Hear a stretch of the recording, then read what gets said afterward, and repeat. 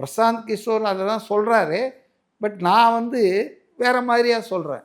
இந்த சூழ்நிலையில் ஒரு ஃபேவரபிள் சிச்சுவேஷன் இருக்குது விஜய்க்கு. இந்த 2 பேர் கெட்டு போயிருக்குது 2 பேருக்கும்.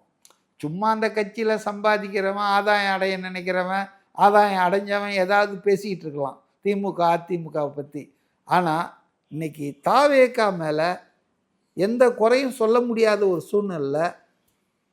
எந்த அளவுக்குன்னா, அவர் சினிமாவில் நடிச்சிருக்காருல சில காட்சிகள், அதெல்லாம் இன்னைக்கு போட்டு இவரா எங்க சினிமாவில் வந்து நடிக்கிறது அவர் தொழில். அங்கே டைரக்டர் என்ன சொல்கிறாரோ அதை அவர் செய்வார்.